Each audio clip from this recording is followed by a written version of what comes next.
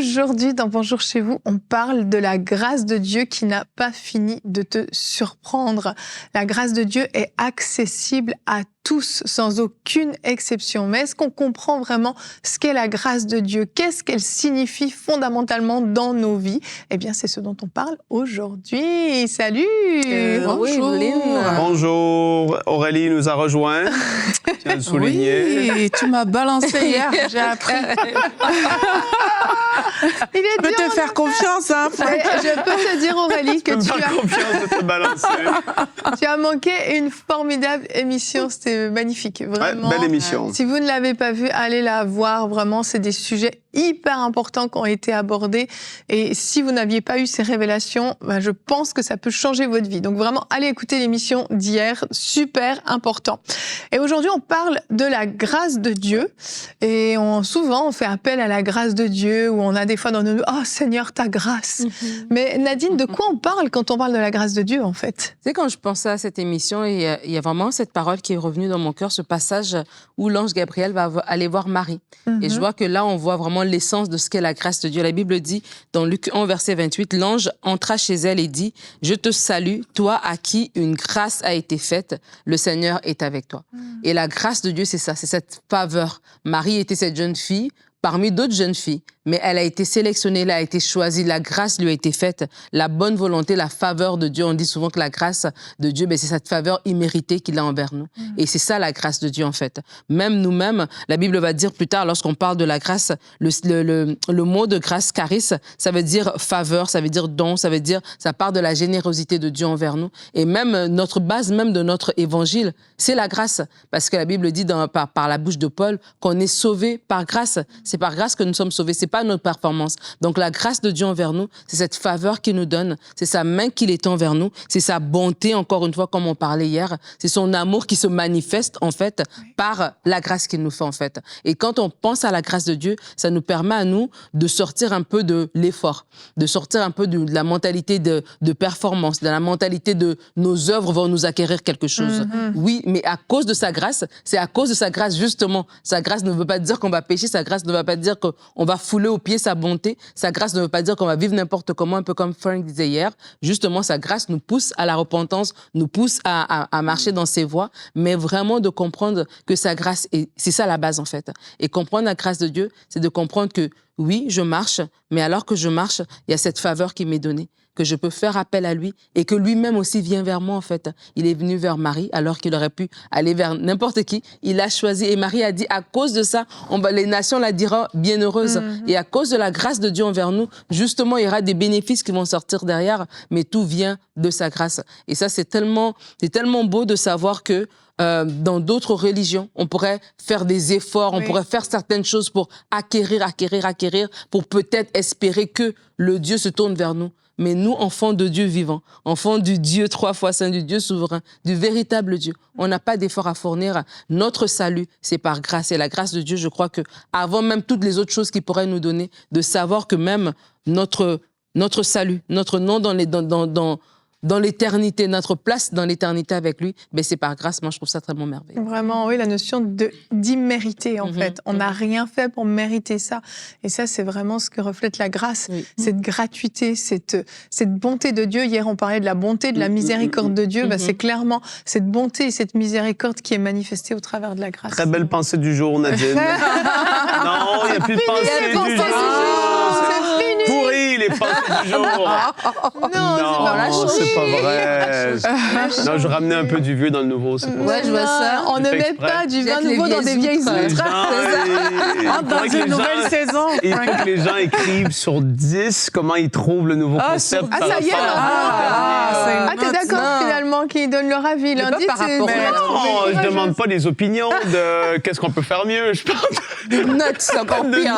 C'est quoi c'est encore pire. Il y en a qui vont mettre 4. Aïe, aïe, aïe. Vous pouvez noter seulement si vous êtes au-dessus de 8 sur 10. Non, ça compte pas.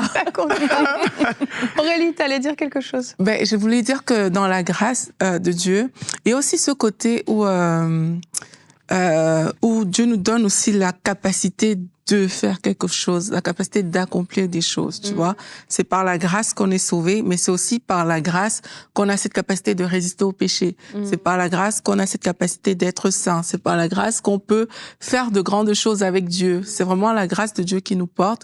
Et c'est important de réaliser que si on est en vie aujourd'hui, c'est par la grâce de Dieu. J'aime beaucoup quand Nadine a parlé du fait de faire des efforts, d'y aller avec des œuvres. Parfois, on pense que c'est ça qui va nous qualifier. Parfois, tu entends même certaines personnes qui vont te dire que, mais oui, depuis que je suis petit, j'ai travaillé, j'ai fait ci, j'ai fait ça. Mais derrière encore, il y a la grâce de Dieu. Si tu as la force aujourd'hui qui te permet de travailler, si tu as ces capacités-là, mais ça vient du Seigneur. Et c'est important de ne pas banaliser. C'est par la grâce de Dieu que nous-mêmes ici, on a été sauvés, tu vois, et c'est disponible pour tout le monde. Donc, c'est important de le réaliser et de savoir que la grâce, il y a cette faveur imméritée, mais il y a une capacité de Dieu qui vient avec la grâce, qui nous permet de faire aussi plusieurs choses. Amen, amen. Et quand on parle de grâce, on l'associe au sang de Jésus. Et quel est ce lien entre le sang, la grâce? C'est quoi le rapport, Frank? Très bonne question. Est-ce que tu veux faire une introduction à ta rubrique? Tout ce que tu aimes. Non, on y va. La grâce et le sang, qu'est-ce qu'il y a comme lien entre les deux? On l'a dit, faveur imméritée, acte de bonté, une largesse de Dieu, miséricorde aux hommes dans sa souveraineté, c'est ce que la grâce de Dieu est. Maintenant, le sang de Jésus représente quoi pour nous? Le sang versé nous rachète. Apocalypse 1, verset 5. Et de la part de Jésus-Christ, le témoin fidèle, le premier-né d'entre les morts et le chef des rois de la terre, à celui qui nous aime, qui nous a lavés de nos péchés par son sang. 1 Corinthiens 6, 20. Car vous avez été rachetés à un grand prix. Glorifiez donc Dieu dans votre corps et dans votre esprit qui appartiennent à Dieu. Le sang versé nous rachète. C'est-à-dire qu'on était perdus. Tu l'as dit tout à l'heure, Nadine. On est devenu enfant de Dieu. C'est une grâce énorme. Et donc, comment est-ce que le sang peut être attaché à la grâce de Dieu? Vous allez le voir, le sang, première des choses, nous rachète. Deuxièmement, le sang versé sanctifie, purifie, justifie nos vies et notre conscience. Romains 5, 9, « Mais Dieu prouve son amour envers nous en ce que lorsque nous étions encore des pécheurs, Christ est mort pour nous à plus forte raison. Donc maintenant que nous sommes justifiés par son sang, c'est à cause du sang de Jésus qu'on est justifiés.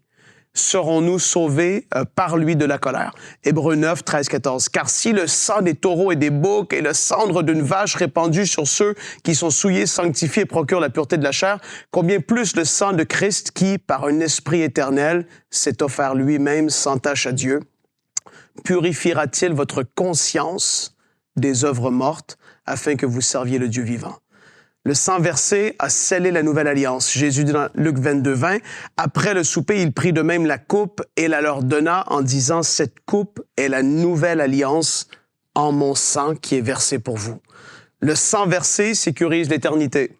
Hébreux 9, 11, 12. Mais Christ est venu comme souverain sacrificateur des biens à venir. Il a traversé le tabernacle plus grand et plus parfait à beaucoup de choses. Des gens ils disent, « Je comprends pas, mais attendez un peu. » Qui n'est pas construit de main d'homme, c'est-à-dire qui n'est pas de cette création. Et il est entré une fois pour toutes dans le lieu très saint, non avec le sang des boucs et des veaux, mais avec son propre sang, ayant obtenu une rédemption éternelle. Amen. La rédemption qu'on a reçue, c'est une rédemption éternelle. Oublie toutes les autres choses que tu comprends peut-être pas, les boucs, les vaches, le tabernacle. Peut-être que c'est nouveau pour toi tout ça, mais sache que à cause du sang versé de Jésus sur cette croix, la rédemption, le pardon de nos péchés amène un salut éternel. Oui. Et là, la question, c'était comment est-ce que la grâce de Dieu et le sang, qu'est-ce qu'ils ont en commun? Mais là, je viens d'expliquer plein de choses que le sang de Jésus a fait. Et en fait, tout ça est le résultat de la grâce de Dieu. Exact. Et donc, la grâce de Dieu... Il n'y a pas l'un sans l'autre. Le sang sans la grâce, ça ne fonctionne pas, mais il n'y a pas de grâce sans le sang. C'est ma conclusion. Oh, mais c'est fou. Oh là là, non, c'est pas exactement ça. C'est sûrement mieux, Frank. C'est à cause de la table qu'on tape, que nous tapâmes depuis le début de la semaine. Le sang versé est la manifestation de la grâce de Dieu la plus grande envers l'humanité. C'est ça le lien qu'ils ont entre les deux. Amen. le sang versé est la manifestation de la grâce de Dieu la plus grande envers toute l'humanité. Tu ne peux pas dissocier grâce de Dieu et le sang de Jésus. Le sang versé est la grâce de Dieu. Et c'est une telle grâce qu'on ne peut même pas comprendre aujourd'hui à quel point c'était énorme ce que Jésus a fait pour nous. Je pense pas, et parce que je sais qu'on a parlé hier de l'omniprésence, omniscience de Dieu, sa grandeur et tout ça. Mais je sais que le jour où on va être devant lui, hier te dit quand Jean a vu Jésus, dans le début de l'Apocalypse, il est tombé. T'es dans sa présence comme mort, parce que sa sainteté, tu dois te sentir souillé, bien que t'es justifié, t'es un enfant de Dieu, mais la sainteté même arrive à que tu fais, wow, je suis si sale, en fait. Et donc, la grandeur du rachat et de la puissance du sang de Jésus, je crois qu'on va juste le comprendre quand on va être devant lui et qu'on le verra, et on verra à quel point c'est glorieux, l'éternité avec lui, le ciel de gloire, les rachetés qui sont tous ensemble. Tout ça fait partie de la grâce de Dieu qui a débuté avec le sang versé, qui a ouvert le chemin pour le pardon des péchés. Amen. Quand on voit la sortie du peuple d'Israël d'Égypte, quand ils ont mis le sang sur les portes, le linteau des portes, c'est le jugement de Dieu venait frapper l'Égypte pour tout ce qu'ils avaient fait de mal. Parce qu'oubliez, il y avait un jugement vraiment. Le jugement de Dieu vient, descend. Mais à cause du sang, la grâce vient couvrir et empêcher que le fléau puisse entrer dans leur maison. C'était l'ombre des choses à venir. Mais quand tu connais aujourd'hui le sacrifice de Christ et le sang qui a coulé, et que tu vas lire cette histoire du peuple d'Israël en Égypte, et que tu prends le temps de méditer sur ce sang qui a été mis sur les linteaux, tu comprends énormément de choses, en fait. C'est comme tes yeux s'ouvrent. Et là, tu dis, OK, il y a une vraie puissance dans ce sang pour manifester la grâce de Dieu. Ce sang qui couvre, ce sang qui protège, ce sang qui amène à dévier finalement un jugement qui devait tomber sur nous parce qu'on était coupables. Qui amenait la mort. Qui amenait la mort, exactement. Et ce sang va dévier, va empêcher ce jugement de tomber sur nous. C'est extraordinaire, en fait. Et c'est ça, il n'y a pas, je le redis, même si c'était ta conclusion, il n'y a pas de grâce sans le sang, en fait. C'était pas possible. Non. Si le sang de Jésus n'a pas coulé, la grâce de Dieu ne peut pas se manifester. Donc le lien, ça fait un, tous les deux. Ouais, ça me fait penser quand Frank parlait, quand mes yeux se sont ouverts sur l'œuvre de la croix, je me rappelle, j'étais à l'église, et puis on était en train de parler des bénéfices du sang et tout, de l'échange divin, de comment Jésus avait pris notre place, et qu'en retour, il nous a donné sa vie. Et là, mais en fait, tu vois vraiment, tu as parlé de faveur imméritée, mais tu vois vraiment à quel point la bonté de Dieu est puissante, quoi. Tu vois vraiment à quel point on n'est vraiment rien devant le Seigneur, mais il est prêt à tout pour nous, en fait. Et il a donné sa vie pour nous. Et ça, franchement, je prie que les yeux s'ouvrent aujourd'hui. Peut-être qu'il y a des personnes qui nous écoutent, qui n'ont même pas cette révélation de l'œuvre de la croix. Je prie vraiment que les yeux s'ouvrent. Parce que quand tu regardes ta condition à toi, tu vois ce que tu es, comment tu es insignifiant, tu es petit, et que tu regardes aussi la grandeur de Dieu et tu te dis, waouh! Jésus-Christ a pris ma place à la croix. Jésus-Christ a donné sa vie pour moi. Mais là, t'as envie de l'adorer, t'as envie de te soumettre. Et tu reconnais cette grâce. Je me rappelle, ce jour-là, je suis sortie de l'église avec une joie comme pas possible. Tu vois, j'étais en train de me dire, ah, mais c'est facile, en fait. C'est facile. C'est le seul mot qui pouvait sortir de ma bouche. C'était, c'est facile, c'est facile. Pourquoi? Parce que je me disais, en fait, il a tout fait. Exactement. Il a tout fait. Il a tout croire. Fait. Tu vois, et parfois, on voit certaines choses pour nous sont trop compliquées, même dans notre vie chrétienne. Mais quand tu réalises la grâce de Dieu, tu réalises vraiment que il a fait. Tu vois, c'est fait. C'est comme, il y a des choses qui sont vraiment faites et il faut que tu te les appropries, il faut que tu saisisses et que tu décides de marcher avec la conscience que c'est fait et ne pas te priver de cette grâce-là, justement. Tu vois, si aujourd'hui, on se disait juste, je veux marcher avec la conscience que, à la croix, Jésus-Christ m'a fait grâce. Il a pardonné mes péchés. Je veux juste marcher avec cette conscience-là. Je veux marcher avec la conscience que je suis saint. Parce que ça fait partie de la grâce de Dieu. Il nous a sanctifiés. Je veux marcher avec la conscience que je suis enfant de Dieu. Tu vois, si on commence juste à mettre dans la balance tout ce que la grâce du Seigneur nous a offert, et comme tu disais, on peut même pas tout imaginer, hein, mais si le peu qu'on on peut percevoir, on commence juste à l'accepter, à le croire et vraiment à décider de marcher là-dedans, notre cœur sera léger. Il y a des gens qui sont en mode, mais c'est facile. Il y a des gens qui sont en mode, mais la vie, en fait, n'est pas si compliquée que parfois je pense, en fait. Et tout ça à cause de la grâce de Dieu. Ça fait monter la reconnaissance dans nos cœurs parce qu'on se dit que même, on a parlé des dons et des talents et de l'appel de Dieu Dans la semaine. Et tu dis que même les talents, les capacités que j'ai, c'est la grâce de Dieu dans ma vie. Complètement. Et c'est pour ça que tu dois pas minimiser ce que toi tu as de spécial, de particulier, de tes forces qui sont là, qu'on pourrait dire c'est inné. C'est Dieu qui a placé des choses en nous et c'est une manifestation de sa grâce. C'est une grâce. Et on le méritait pas. Et tout comme Marie a dit, une grâce t'a été faite. Parfois, Dieu, il nous fait des grâces qui étaient insoupçonnées, ça se dit ça, qu'ils étaient... C'est vraiment un grand mot que j'ai sorti là. Tout seul comme ça. Et Ouais, c'était bravo. spectaculaire.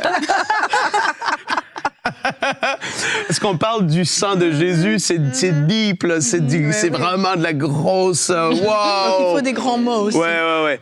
Mais là, on ramène ça à juste parfois, je sais pas pour vous la dernière fois, mais des fois, tu as des moments où tu dis, ben ça, c'est une grâce de Dieu. Ça. Mais oui. Dieu m'a fait une petite chose dans ma vie que pour les gens, ça paraît de rien, mais c'était une grâce de Dieu. Oui. Dieu me permet de connaître telle personne, c'est une grâce. Dieu, on ne mérite pas ça. On ramène ça à juste être humble et dire, Seigneur, même le travail que tu peux avoir, tu te dis, Seigneur, c'est une grâce. La maison que je peux avoir, là où j'habite, c'est une grâce. Tout ce que j'ai, ça remet tout Mais en... même être capable de pardonner, c'est une grâce. Être capable d'obéir à la parole, c'est une grâce. Tu sais, cette disposition de 100%. cœur qu'on peut avoir, c'est une grâce de pouvoir le faire. Respirer est une grâce. En fait, tout est grâce. C'est grâce. Et quand Aurélie parlait de l'œuvre de la croix et du fait qu'on est enfant de Dieu, et vraiment, je voulais aussi insister là-dessus, de cette grâce d'être enfant de Dieu et de réaliser cette position nous ouvre en fait la porte pour tout le reste en fait. Ouais. Et beaucoup d'enfants de Dieu, des fois, des chrétiens, marchent encore comme des esclaves, j'ai envie de dire, Oui. comme des gens qui n'ont pas droit, comme des enfants adoptifs, entre guillemets. Mais vraiment, même quand Paul parle de l'adoption et on comprend dans le système de ce Romain, à ce moment-là, ce que ça voulait dire adopter, comment l'enfant adopté avait tous les droits et comment il s'asseyait à la table, c'est pour vraiment que les gens comprennent que l'adoption, il y avait pas on ne peut pas reculer. Ouais. Tu ne veux pas revenir en arrière. Une fois que tu étais adopté, c'était adopté en fait. Tu n'étais adopté même pas un enfant comme aujourd'hui, on adopte un bébé. Et d'ailleurs, des gens vont même hésiter si l'enfant est trop grand pour l'adopter, alors qu'à ce moment-là, dans cette loi-là, on adoptait un adulte. Et vraiment de comprendre que quand on est adopté en tant qu'enfant de Dieu, que la Bible nous dit dans Éphésiens qu'on n'est plus des gens du dehors, on est des gens de la maison de Dieu. On fait partie de la famille de Dieu. Cette grâce-là d'être enfant de Dieu vient avec tous les avantages d'un enfant de Dieu. Et beaucoup d'enfants de Dieu, on marche encore là en se débrouillant. On sait qu'on est sauvé, on sait que voilà, Dieu nous aime, mais c'est comme si c'est pas descendu un petit peu comme on parlait des paradigmes cette semaine et tout ça. C'est pas descendu en fait en nous et c'est important que ça descende afin qu'on s'assoie vraiment dans cette identité d'enfant de Dieu et qu'on bénéficie même de toutes les grâces de l'enfant de Dieu. Il y a des grâces que lui et Sophia ont que d'autres enfants n'ont pas. Il y a des grâces que mes enfants ont, que tes garçons ont parce qu'ils sont tout simplement tes enfants et c'est dommage alors en tant qu'enfant de Dieu qu'on est encore en train de marcher avec le Seigneur mais comme des gens du dehors, comme des gens illégitimes et c'est comme ça que l'ennemi est encore en train de se moquer de nous, il nous fait croire des choses, on est encore en train de lutter avec certaines choses alors qu'en fait, Christ a déjà payé pour en fait. Amen. Et on a déjà accès, on n'est plus dans cette optique-là et c'est vraiment important de se saisir de ça. Je suis un enfant de Dieu. Amen. J'ai droit à m'asseoir à la table de mon Père. Et même quand je suis tombée, je reviens justement à mon Père. Et parce qu'il est bon, c'est pour ça qu'on parlait de cette semaine, de savoir cette vérité-là. Si mon Père naturel peut-être m'aurait puni, mon Père Céleste, lui, ne me punit pas. Il est bon et il me fait grâce. Et c'est important. Je raconte une petite histoire parce que là, on a dit que maintenant qu'on est en mode échange, on peut même avoir des anecdotes plus... On pouvait déjà avant, mais vous on est entre nous, Nadine. On dirait que certaines personnes découvrent l'émission. C'est clair. je me permets une anecdote. Vas-y. Pour illustrer ce point, quand j'étais petite, mon père, une fois, il était parti en voyage, il avait ramené une statuette de Marie. Tu t'ouvres tellement. Je m'ouvre à fond, là. Et il avait ramené cette statuette, et puis il avait cette statue et tout, il l'avait mis dans la maison. Et j'ai voulu jouer avec. Quand il est parti, et le même jour, là, il est reparti, j'ai cassé la statuette. Maintenant, quand je l'ai cassé, je suis allée l'enterrer, j'ai eu peur. Je suis allée derrière. Enterré carrément, t'as pas enterré. Vraiment le serviteur qui a reçu un talent et qui a dit... Je suis allée l'enterrer et j'ai dit à personne, tu vois. Et évidemment, mon père revient et ben, il se rend compte que la statuette n'était pas là. Moi, je fais comme si de rien n'était. Et là, il dit... qui a cassé, tu sais, comme qui a pris la statuette? Et puis, ben, moi, je dis rien. Bah oui. Et puis, il dit, écoute, la personne qui l'a pris, bon, c'est sûr que c'était, je pense que c'était Il y moi. avait toi ou un chien. Il dit, la personne qui l'a pris, ben, qui vient de me dire, et puis, je serais pas fâchée. Oh. Et du coup, je suis allée lui dire. J'ai hésité et tout ça dans mon cœur. Avec larmes. Et je suis allée le voir, j'ai dit, ben, écoute, en fait, c'est moi. C'est moi qui ai cassé la statuette. Il m'a dit, qu'est-ce que t'en as fait? Et je lui ai dit, non, je l'ai enterrée. C'est beaucoup de zèle. Il m'a accompagné, je lui ai montré où je l'avais enterré. Et il a déterré. Et puis il a essayé de le recoller et tout avec la colle. Et il m'a pas puni. C'est une bête histoire. Hein. Non, mais c'est beau. c'est resté dans mon cœur, en fait. Ça m'a marqué. Et c'est important de savoir que... Et là, c'est un homme, c'est terrestre. Mais notre Père Céleste, il m'a enseigné la grâce, le pardon. Et notre Père Céleste est beaucoup plus grand que ça, en fait. Amen. Et pour dire que encore, on profite même pas de la grâce de Dieu. La grâce de Dieu, c'est pas pour faire n'importe quoi, Paul nous le dit. Mais on profite même pas de cette grâce-là, on profite même pas de ce statut d'enfant de Dieu, en fait. Et si on savait l'amour de Dieu pour nous, là, je te parle d'un exemple d'un homme humain, mais de Dieu tout-puissant qui nous aime, qui est amour, qui est bonté, même lorsqu'on chute, même lorsqu'on fait une erreur, on serait plus prompt à revenir à lui, en fait, et à continuer à le faire confiance. Vraiment. Et donc, la prochaine fois, quand il te dira ne fais pas ça, ben, tu le feras pas parce que tu sais que voilà, il sait ce qui est mieux pour toi. Exact. Et Aurélie, comment recevoir cette grâce? Parce que je crois qu'on la veut toutes. Tous, pardon, Frank, excuse-moi. Les règles de français. Non, il y a que les femmes qui la veulent, en fait. Ben, c'est assez simple pour recevoir la grâce de Dieu. Ben oui, c'est simple, tu nous l'as dit. C'est facile. Mais c'est ça, c'est qu'il faut accepter Jésus-Christ comme son Seigneur et Sauveur. C'est aussi simple que ça. Ça veut dire quoi, ça, alors? Accepter Jésus-Christ comme son Seigneur et Sauveur. La Bible dit dans Romains 10, je vais te lire ce verset qu'on cite souvent à certaines personnes qui s'approchent à l'appel. C'est si tu confesses de ta bouche le Seigneur Jésus et si tu crois dans ton cœur que Dieu l'a ressuscité des morts, alors tu seras sauvé. Car c'est en croyant du cœur qu'on parvient à la justice et c'est en confessant de la bouche qu'on parvient au salut. Voilà ce que la Bible dit. Donc, pour les personnes qui nous écoutent aujourd'hui, on a parlé de toutes ces choses et tu te dis, mais en fait, je ne connais pas Jésus. Je ne suis peut-être pas né de nouveau, comme on a l'habitude de dire. Je ne vis pas cette vie-là avec le Seigneur. Je ne suis pas conscient de cette grâce. La grâce, elle est disponible si aujourd'hui tu décides de faire de Jésus-Christ ton Seigneur et ton Sauveur. Tu décides d'accepter justement qu'il y a une grâce qui est là parce qu'il t'a sauvé, parce qu'il a pris ta place sur cette croix, comme on a vu. Il t'a sauvé. Il a pris tes péchés. Ce jugement qui devait venir sur toi, dont on a parlé, il l'a pris à ta place. Et aujourd'hui, tu te regardes, peut-être, tu dis, mais je ne suis pas digne. J'ai commis beaucoup de choses. Il l'a pris à ta place et c'est ça la grâce. Tu ne le méritais pas, personne de nous ne méritait rien du tout, mais il a pris à ta place. Il a pris tes péchés, il a pris les choses qui te condamnaient. Il a pris ces choses pour lesquelles peut-être tu pleures encore aujourd'hui. Et aujourd'hui, il te tend la main, il suffit juste que tu dises, oui, je t'accepte comme mon sauveur, comme celui qui a pris mes péchés à ma place. Et quand tu ouvres ton cœur comme ça à Jésus, tu l'acceptes comme ton sauveur et tu lui demandes de venir régner dans ta vie pour que ce soit plus juste toi qui fasse comme bon te semble, mais que tu commences à marcher selon sa parole, ben là, tu es aussi en train de l'accepter comme Seigneur. Et c'est comme ça qu'on reçoit la grâce de Dieu. C'est en ouvrant juste son cœur pour dire, je suis d'accord avec ce que tu as fait pour moi à la croix. Je l'accepte, je le reçois. Je te demande pardon pour ce que j'ai fait dans le passé. Aujourd'hui, je veux accepter cette grâce-là et marcher avec ce que toi, tu as fait pour moi. Et c'est comme ça qu'on reçoit la grâce de Dieu, en fait. Et je vais vous partager le témoignage d'une personne qui a regardé nos émissions et qui, elle, a reçu cette grâce de Dieu. Elle s'appelle Élise. Elle nous regardait depuis le Sénégal.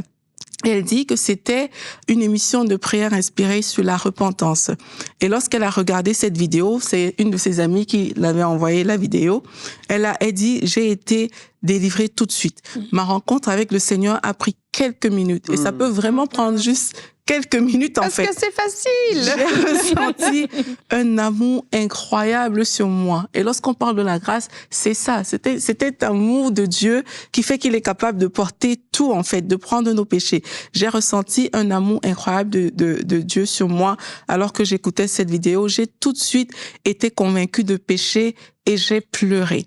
Le soir, j'ai demandé au Seigneur, si tu existes réellement malgré cette expérience, il faut que lorsque je me réveille demain, j'ai plus envie de fumer et je jette toute drogue que j'ai chez moi. Wow. Généralement, la repentance va aussi entraîner ce processus où on a envie de se débarrasser justement des choses qui nous du péché, en fait.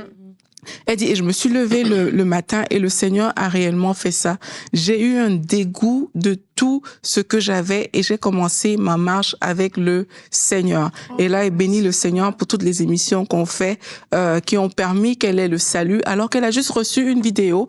Elle a été poussée comme ça à se repentir et à accepter cette grâce de Dieu. Et toi aussi qui nous écoutes aujourd'hui, si tu ne connais pas encore Jésus comme ton Seigneur ou comme ton Sauveur, aujourd'hui, ça s'est fait en quelques minutes pour elle. En quelques minutes, on peut aussi le faire avec toi. Il suffit que tu pries tout simplement avec moi, que tu invites Jésus-Christ dans ton cœur et que tu lui dises, Jésus, j'accepte la grâce que tu m'as fait. On peut le faire ensemble. Tu peux le dire avec moi, Jésus-Christ, j'accepte cette grâce que tu m'as fait. J'accepte cette grâce. Tu as pris mes péchés. Merci Seigneur de m'accueillir dans ta maison.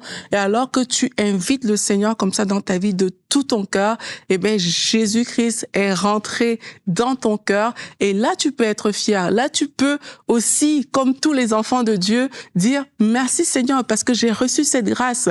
Le péché, je ne suis plus condamnable à cause de mon péché et aujourd'hui, je peux marcher dans cette nouveauté de vie. Donc, si avec moi, tu as reçu Jésus-Christ dans ton cœur, eh ben, marche sur ce chemin, commence à prier le Seigneur, à lire la parole, va dans une église locale, rapproche-toi de lui et tu vas voir que ta vie ne sera plus jamais la même. Amen, amen. Merci Aurélie. On se réjouit pour tous ceux qui ont pris cette décision de ne pas se priver de la grâce de Dieu. Cette grâce est disponible, elle est extraordinaire. Et on va se retrouver demain pour parler de comment réparer le passé. Peut-être que suite à cette émission, vous avez réalisé certaines choses et il y a des choses que vous regrettez. Eh bien, on va voir comment réparer. Alors, à demain.